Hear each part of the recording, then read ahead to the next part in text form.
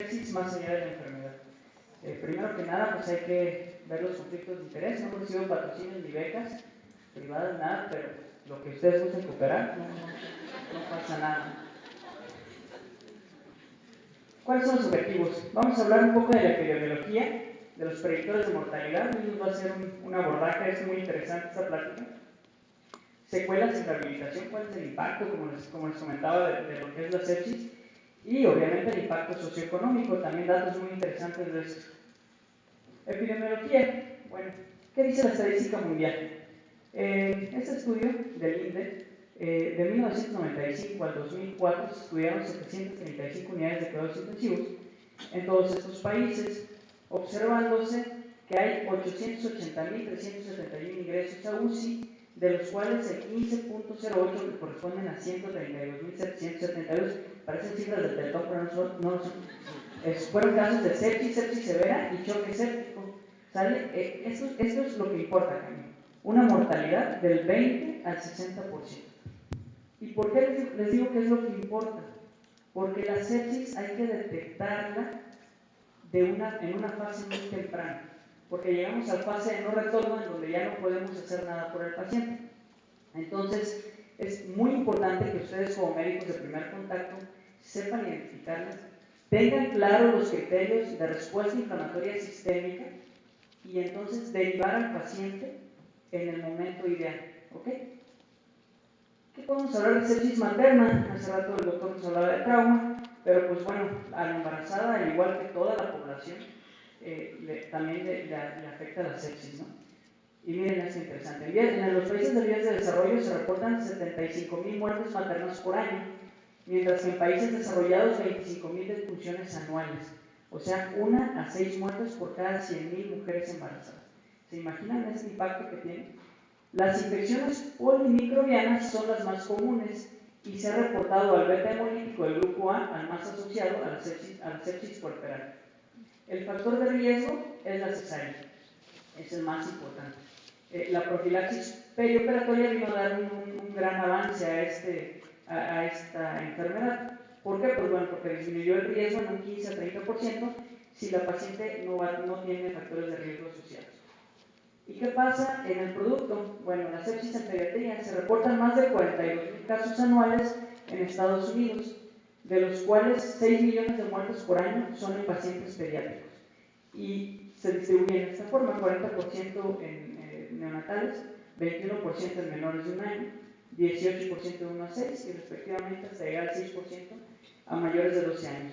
Como ven, la población más afectada es la población neonatal.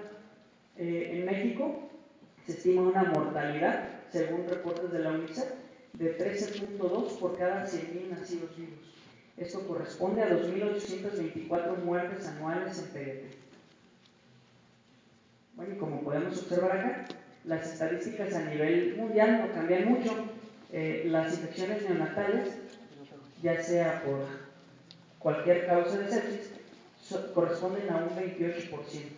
Entonces, con esto nos damos cuenta del impacto que tiene la sepsis a nivel mundial, a nivel nacional, y pues los recursos socioeconómicos que gasta, los recursos humanos, etc.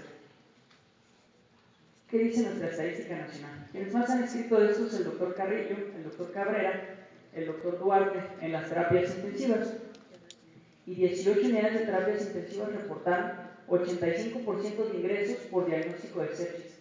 ¿Y cuál era la estadística a nivel nacional? 44% fue por neumonía, 11% por pancreatitis y 11% de infecciones quirúrgicas.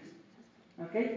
De 135 UTIs de 24 estados, 40.957 ingresos, de los cuales 11.183, que corresponden a un 27.3%, fueron por sepsis y fallecieron 30.4%. O sea, es una patología o una suma de patologías que acarrea gran mortalidad. El tiempo de estancia promedio que tiene en una terapia intensiva un paciente con sepsis es de 7.4 días. Si se siguen todos los protocolos, imagínense en terapias intensivas en donde no existe eso, en donde no se conocen las normas, y ahorita vamos a hablar un poco de esto, pues esto se incrementa muchísimo más. Y no es no es un secreto cuánto cuesta un día o una cama en una terapia intensiva. De las más baratas que conocemos, de 30,000 pesos por día en adelante. Entonces, es un gran impacto a nivel socioeconómico. ¿Qué dice la estadística nacional? Nuevamente los doctores dicen que preguntaron cuál era el conocimiento y adhesión a las guías de la campaña, lo que les comentaba. Dicen que los hospitales públicos solo se adhieren a las guías en un 40%, es realmente preocupante. No estamos haciendo nada para atacar esta enfermedad. No estamos haciendo nada para disminuir la mortalidad, o lo estamos haciendo en un solo 40%, que eso es realmente preocupante. Y los hospitales privados, pues bueno, se preocupan un poquito más y lo hacen en un 60%. O sea, sí es realmente el impacto que tiene es muchísimo. ¿Cuál es la estadística nacional? 47% es de origen abdominal, le sigue el pulmonar, los tejidos blandos posterior y la sepsis de origen renal en un 7% y los otros un 5%. ¿Cuál es la estadística en nuestro hospital? En el área de urgencias de adultos del hospital, de enero a agosto del 2013 han fallecido 104 pacientes, de los cuales 25 fueron relacionados a sepsis. Y la primera causa de defunción no varía de las estadísticas nacionales ni de las estadísticas mundiales, siendo la primera causa. En urgencias adultos, para quien quiera ser urgenciólogo, en urgencias adultos se reciben de 80 a 100 ingresos por semana en este hospital, de los cuales 50-60% están asociados a un proceso séptico y 10% de ellos llegan con choque séptico o desarrollan choque séptico. ¿Okay? Nuevamente, en el hospital no diferimos mucho de la bibliografía mundial o nacional, siendo la neumonía la primera causa de sepsis. Si seguimos así, bueno, ya terminó el año casi, se recibirán 260 pacientes con choque séptico por año. ¿Okay? Nuevamente, esto los tiene que llevar a ustedes al impacto socioeconómico que tienen, al impacto de recursos humanos, materiales, financieros que tiene esta enfermedad. En la unidad de terapia intensiva del hospital fue la primera causa de ingreso y tuvo un promedio de 9 días de estancias intrahospitalarias, con una mortalidad del 23.3%. Okay, le voy a ceder el micrófono a Luis. Vamos a hablar de la parte estadística que no muchos nos gusta, predictores de mortalidad. ¿Cómo sabemos qué pacientes que nos llegan al consultorio, a las clínicas, a los centros de salud, al área de urgencias, deben de ser enviados por la severidad de su enfermedad? Existen muchos, todos esos los encuentran en el libro de medicina de urgencias. ¿Para qué sirven? Sirven para predecir mortalidad, ahorita vamos a ver, sirven para tomar decisiones, pueden servir para informar a los familiares, sirven muy bien para rellenar expedientes, se ven bien padres ahí, aunque nadie sepa qué significa, y para hacer trabajar a los residentes. Si los residentes no quieren trabajar, pues pueden trabajar a los internos, y si los internos no quieren trabajar, le dicen al estudiante de medicina que va pasando por ahí: ¿quieres hacer un proyecto de mortalidad? Todavía no tienen idea, pero bueno, ahí está. Sirven muy bien para hacer trabajar a todos. Y sirven para hacer investigación. Bueno, ya vamos viendo. Existen muchos, no voy a hablar en números estadísticos y a grandes rasgos. El Apache es uno de los más conocidos, el Apache 2. Hay 4 Apaches ya y está en proceso de publicarse el 5º Apache. Eran un grupo de indios que vivían al norte de Estados Unidos. No, este predictor fue creado en la Apache 2 con 5.800 pacientes, 13 unidades de cuidados intensivos en un país, en Estados Unidos. Así que sabemos que los vecinos del norte son menos aguantadores, serán altos y buenos, pero se mueren más rápido de sepsis que los mexicanos, con el gen azteca. Y tomó 12 variables en las primeras 24 horas del hospital, y aquí viene la parte europea. Tuvo un pésimo índice de Costner-Mendenhall.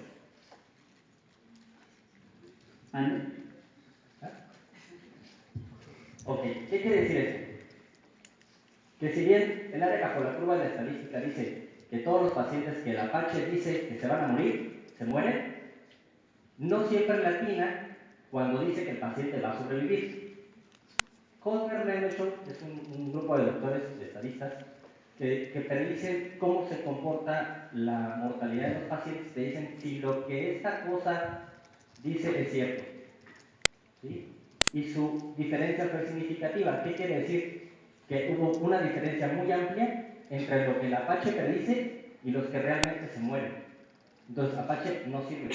Bueno, sirve, pero no sirve. Sirve para hacer investigación, sirve para grupos grandes de pacientes, pero no para decir, este paciente le va a ir bien o le va a ir mal. Sale SAP2, me lo voy a brincar porque ya está SAP3. El SOFA, que es de los más utilizados, el SOFA tiene varias aplicaciones.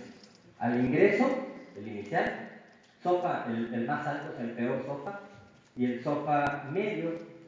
Entonces, ¿qué hacemos? Sacamos el SOFA, que es muy sencillo, son 6 puntos, y cada uno dice, según el laboratorio, si es más puntos o menos puntos por cada predictor. Lo sumamos y al final nos dice, durante 24 48 horas, quién se va a morir en los siguientes 28 días, o quién va a sobrevivir en los siguientes 28 días. Solo son 6 variables, es muy rápido, prácticamente todos los pacientes, en cualquier lugar, incluso en los centros de salud y clínicas más pequeñas, pueden tener estos laboratorios, no necesitan algo muy avanzado. Y bueno, nos da una buena predictor. Su área bajo la curva es buena, pero no sabemos qué tanto se ajusta el índice anterior que realmente predice lo que va a pasar. Entonces, predictor de mortalidad, pues tampoco. El MPM0, el MPM3, es uno de los mejores. ¿Por qué? Porque el índice es muy alto. Es decir, realmente predice los pacientes contra otros predictores. Y esto quiere decir que el MPM0 va muy pegado a la mortalidad. O sea, estos son los que realmente se murieron y esto es lo que el MPM dijo. Entonces van muy cerquita. Es uno de los más utilizados. Es uno de los menos utilizados y es uno de los más útiles en realidad. O sea, este es el que queríamos utilizar. Miren nada más la cantidad, 98 hospitales, 135 UCIs, casi 130,000 pacientes, 5 continentes, 8, un montón de lugares, un montón de países. Entonces, eso es un estudio global, este se apega un poquito más a lo que tenemos. SAP3, que ya les decía, ya salió, un estudio más pequeño pero con más hospitales, también se ajusta muy bien a lo que te dice. Estos de abajo son los que se murieron y estos de arriba son los que predijo que se iban a morir. Y van pegaditos la línea. Entonces también sirve muy bien. Entonces, ¿cuál es el mejor? Estos tres, más o menos. Estos dos son los mejores que debemos utilizar para predecir mortalidad. Existen ya, les digo, Apache 5. Apache 5 lo anunciaron hace un mes. Todavía no sale, está en el protocolo de estudio. MPM4 ya está también en el protocolo de estudio. Tendremos mejores predictores de mortalidad que nos van a decir qué hacer con nuestro paciente. ¿Sí? Porque si estos pacientes los tienes en tu hospital de primer nivel y ves que estos predictores van subiendo y subiendo y subiendo, algo mal estamos haciendo y hay que enviarlos a un lugar donde tengan más recursos, más tecnología, más estudios, y por eso es importante que ustedes los conozcan, saber cuándo deshacerse del paciente, cuándo ya no está en nuestras manos poder seguirlo tratando y necesita algo más avanzado. Ahora vamos a hablar de las secuelas y rehabilitación. Vamos a irnos un poquito más rápido. ¿Cuáles son las principales secuelas? Bueno, las físicas, sin duda alguna, sensoriales, comunicación, pacientes que van a llegar a requerir equipamientos especiales, estrés postraumático, ojo en este punto, ahorita les voy a hablar un poco, comportamiento, secuelas de comportamiento cognitivas y secuelas psicosociales, todas las que pueden ver y leer acá, son en las que principalmente afecta la sepsis. Esta gráfica me gusta mucho porque dice la incidencia del desorden de estrés postraumático. Si se dan cuenta, en las unidades de cuidados intensivos, en los sobrevivientes de unidades de cuidados intensivos, el orden de estrés postraumático que tienen, el desorden de estrés postraumático es tan importante como ser un sobreviviente a una guerra. ¿Se imaginan? Entonces esto es bastante importante de saber de cómo vamos a impactar en el pronóstico del paciente, cómo se va a egresar posterior a la estancia en la unidad de cuidados intensivos. Luego se le debe pegar algo al médico también de esto porque salimos medio raros, ¿no? Entonces, la rehabilitación física temprana es importantísimo, hasta un 30% de mejoría. Y la terapia de luz y sonido, ¿a qué se refiere a esto? Siempre orientada al paciente, y eso es bien importante. Siempre orientar al paciente, qué horas son, qué día es, prenderle la luz cuando es de día, apagarle la luz cuando es de noche, salir, todas estas han demostrado mejorar las secuelas neurológicas. Pues bueno, ¿cuánto nos cuesta la sepsis? Todos aquí, de alguna u otra manera, hacemos medicina porque nos gusta, pero pues también tenemos que vivir de algo y tenemos que pagarle impuestos al gobierno para que pague hospitales federales en donde se atienden, ya decía Toño, 100 ingresos a la semana, donde esos son 20 sepsis, entonces tenemos 260 sepsis, choques sépticos al año. ¿Cuánto se gasta Estados Unidos?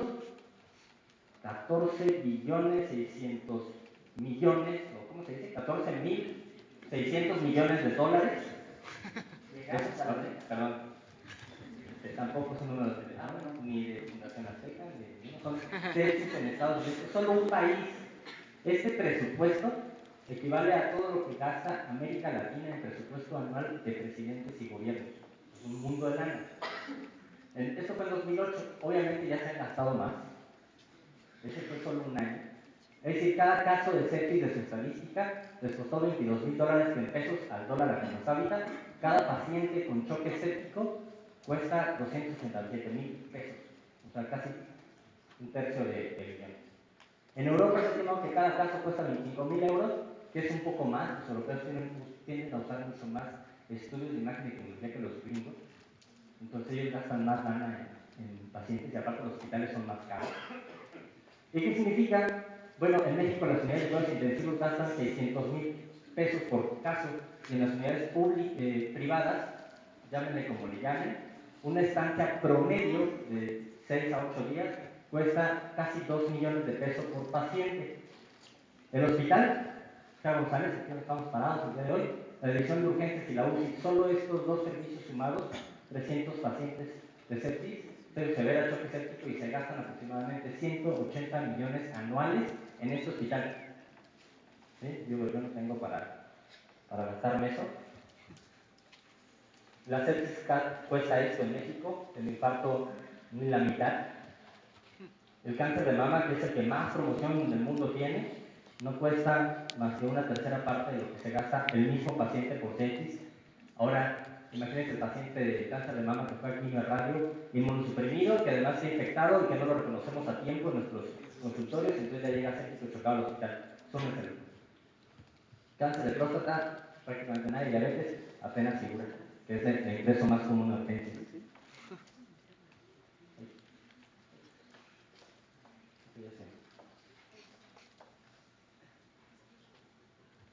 Y bueno, pues esto significa la sepsis en el José González. Ahí les va. El presidente de México gana anualmente, perdón, 193,000 pesos, más las prestaciones, más la vigilancia, pero bueno, si netos, según el IFAI, gana esta lana. Yo gano como esta lana. Y el José González gasta esto en sepsis. Entonces, si sumamos, pudimos haber pagado desde ese cuate que la historia no me permite recordar, hasta ese pelón que yo creo que él ganaba más o menos como esto, y pagarles mes tras mes durante 12 sexenios con el presupuesto de sepsis de un año del José González. Y eso que somos un hospital pequeño. Tenemos 200 camas, más o menos. Compárenlo con el Hospital Juárez de México, que tiene 450 camas. Compárenlo con el Hospital General de México, que tiene 970 camas, de hospitalización general. ¿Cuántos no se gastarán estos hospitales y a cuántos presidentes más para atrás o para adelante? Eso sin tomar en cuenta lo que se embolsan, ¿no?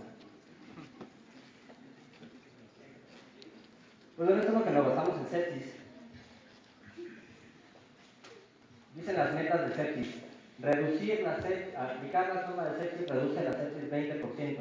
Es decir, cada año el José González se podría ahorrar esa lana. 36 millones, ya quisiera yo ahorrar. Eso. No lo saco, no.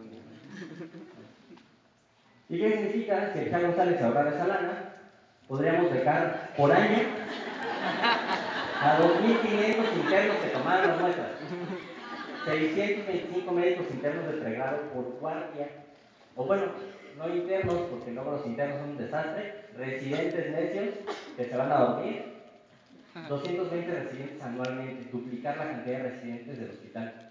¿Sí? ¿Cuántos de ustedes van a presentar el examen nacional de residencias médicas? Levante la mano. Sin miedo, sin miedo. Muy bien. Imagínense que hoy les diga, ¿sabes qué? Vamos a tener el doble de plazas. Van a entrar el doble, va a ser el doble, es mucho más fácil entrar a la residencia, pues aquí está. Ahorrando en un solo hospital, 220 residentes más. Contratar a 136 adscritos, aunque no todos trabajen, porque tengan residentes internos. Perdón por la pedrada, sé que cayó. 22 adscritos por guardia, no faltarían. Siempre habría cirujano de guardia, siempre habría ginecólogo de guardia, pediatra de guardia, urgenciólogo de guardia, endoscopista de guardia, todo estaría de guardia. Entonces el hospital funcionaría mejor.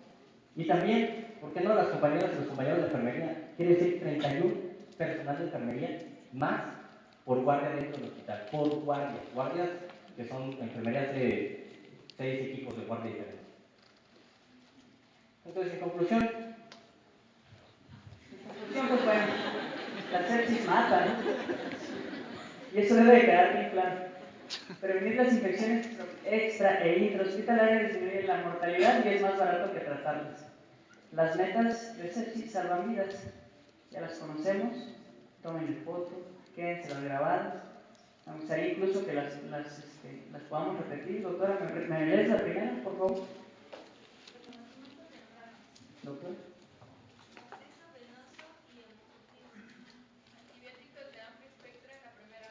la primera hora disminuye mortalidad 30%.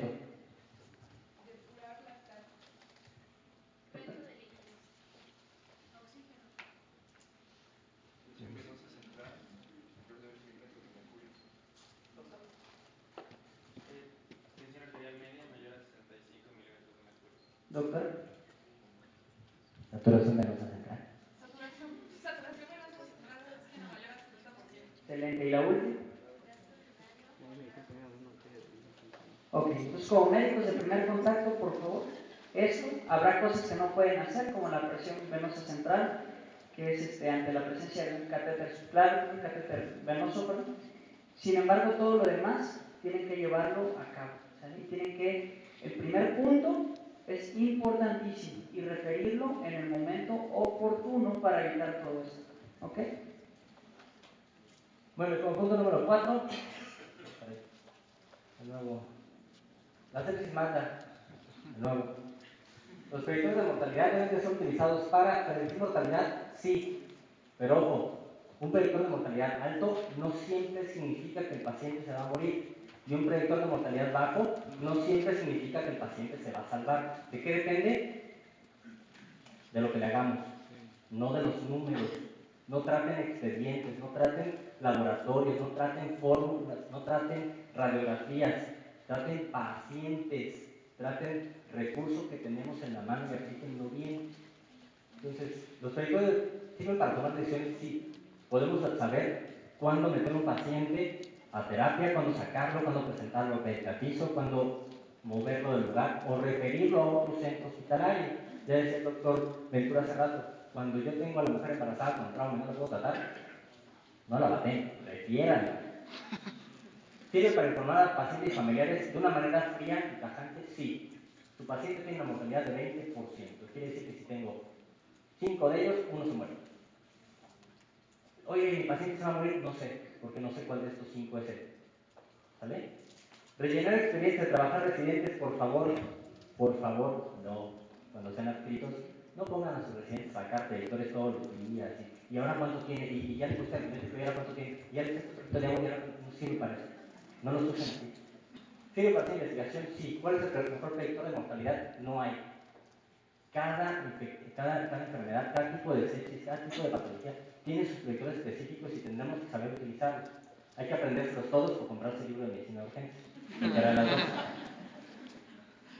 Y para que quede claro, pues la sepsis mata, acuérdense. Muchas secuelas, ya les hablamos, ya no vamos a andar en ellas, y la rehabilitación temprana es primordial, ¿vale? No tanto como prevenirla. Entonces, si ya no se va el paciente, hay que iniciarla tempranamente. Recuerden que la sepsis también mata.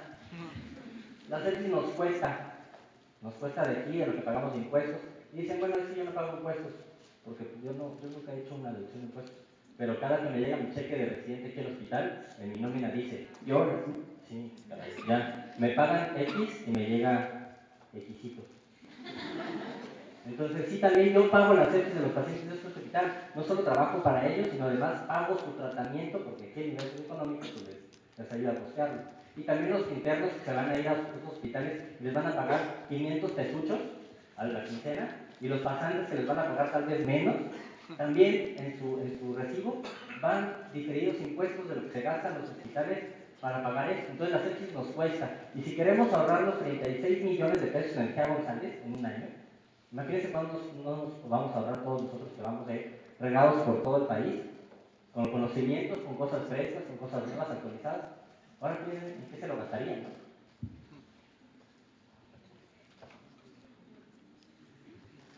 Las Pocket Cards están en la página de internet del Día Mundial de la Sepsis, las pueden bajar, las pueden imprimir o las pueden leer en el libro. Ahí está la foto, si quieren tomar con celular, ahorita la ponemos. Y pues nada más. Si tienen alguna duda o pregunta, no sé si tenemos tantito, ya me eché, ya nos extendimos. Muchísimas gracias.